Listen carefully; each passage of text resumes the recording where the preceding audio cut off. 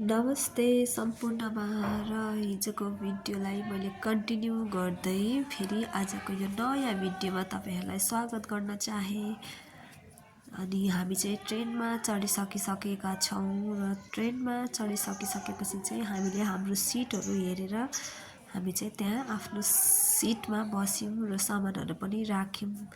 मेरो चाहिँ यो मार्गीले गर्दा अलिक स्वर चाहिँ भोइस चाहिँ अलिक कस्तो कस्तो भइराख्छ हो।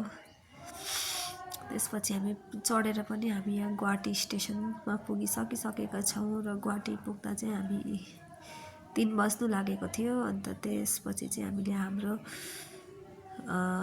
गाडी पाउने ठाउँमा गयौं। अन्त त्यहाँबाट चाहिँ गाडी पनि पाए, तर गाडी चाहिँ 3 घण्टा जस्तो वेट गरेपछि मात्रै 6 बजे मात्रै निस्क्यो।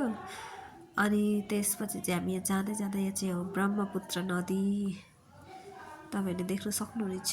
यहाँ कति लामो ब्रिज रहेछ नि त ब्रह्मपुत्रको। अनि त्यही भएर चाहिँ हामी हाम्रो अगाडिको यात्रा गर्यौं।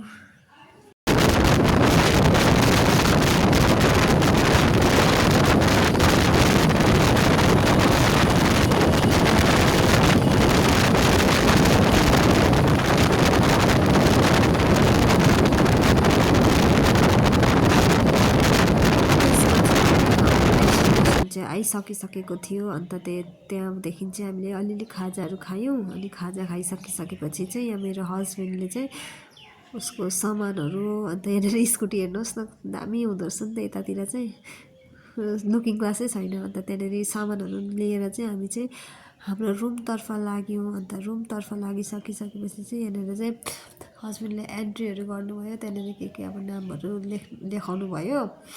अनि त्यसको बादमा चाहिँ हामी हाम्रो रुमको अगाडि आइसकिसकेको छौं र सामानहरु राखेर चाहिँ हामी रुममा गयौं। रुम चाहिँ अब सफा त सफा रहेछ, तर भए पनि अलिअलि चाहिँ अब नचलाएर होला, मैलै थियो अलिअलि चाहिँ।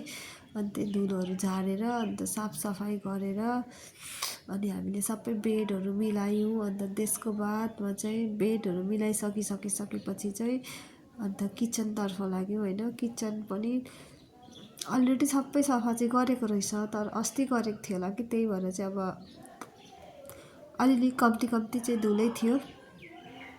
अन्त यहाँ चाहिँ अब सिलिन्डरै थिएन, त्यही भएर चाहिँ हस्बेन्डले चाहिँ त्यही मेसबाटै ल्याउनु भएछ खाना। अन्त यहाँ चाहिँ हामीले खानाहरु खायो।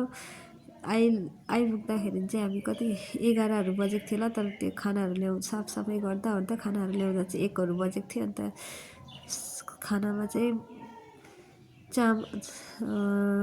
भात, रोटी, सब्जी, दाल मात्रै थियो। अन्त त्यसपछि यहाँनेर हस्बेन्डले चाहिँ सिलिन्डर पनि लिएर आउनु भएछ। अन्त सिलिन्डर ल्याएर हामीले जोडिसक्यौं। अन्त जोडिसकिसकेपछि अनि हस्बेन्ड चाहिँ त्यहाँ ड्युटीमा जानुभयो। अन्त मैले चाहिँ किचनहरु साफ सफाई गरे। अन्त किचनमा चाहिने सामानहरु पनि ल्याउनु भएको थियो। अन्त हो त्यो चाहिँ मैले यहाँनेर खोलेर मिलाउँदै थिएँ। अन्त मिलाइसकिसकेपछि थालबटुकाहरु पनि अलिक मैला रहेछ, त्यसलाई पनि मैले धुएँ। अन्त ग्यासहरु पनि सबै सफा गरे। त्यसपछि चाहिँ बेलुका पनि भयो। अन्त हामीले खाना खाएर सुत्यौं। र तपाईहरु सबैजनालाई धेरै धेरै धन्यवाद मेरो भिडियोलाई मन पराएर हेरेर लाइक गरेर कमेन्ट गरिदिनु भएकोमा।